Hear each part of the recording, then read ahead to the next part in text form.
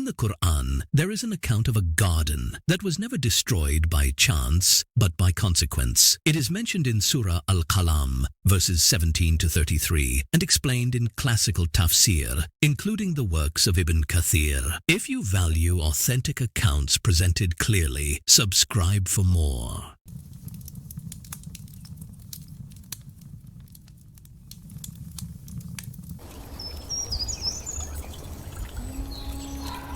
There was a man who owned a productive garden. It was well known for its abundance and consistency. When it bore fruit, he would not keep everything for himself. He would set aside a portion and give from it to the needy and poor. This was his practice. Steady, repeated, and known.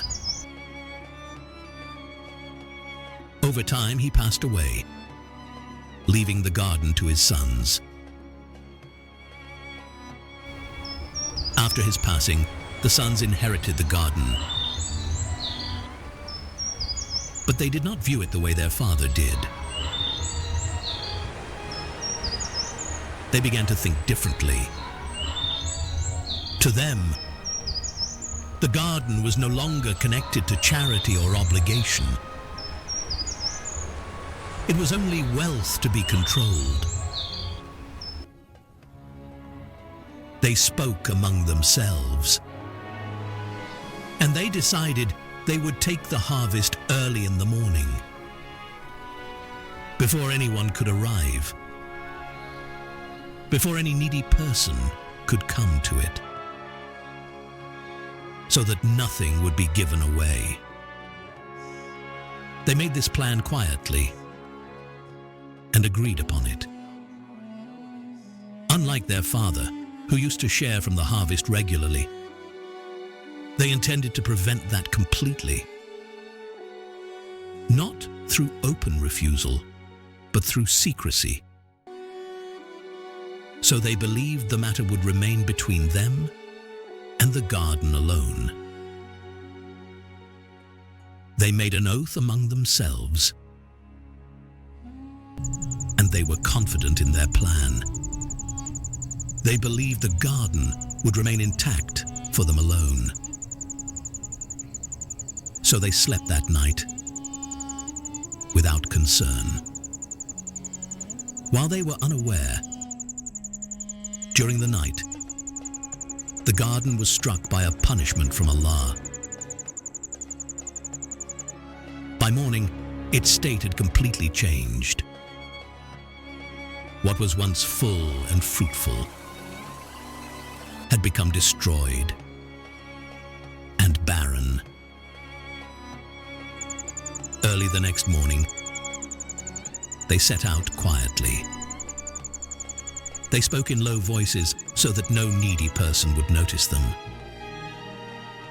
They were focused on reaching the garden before others. They were still holding on to their plan. When they reached the place, they stopped. Something was wrong. They looked again and realized this was their garden. But it no longer looked like one.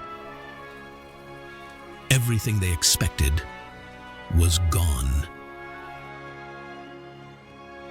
At first, they thought they had made a mistake in direction. They said, "We must have gone astray."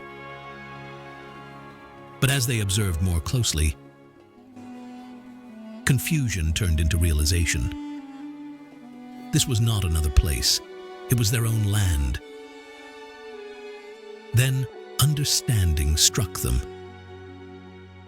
What had happened was not random. It was connected to what they had planned the night before. And at that moment, they admitted their error. They said, "Indeed, we were wrong." Their certainty from the night before collapsed. The plan that seemed controlled was no longer in their hands, and what they had tried to prevent was already decided before they arrived.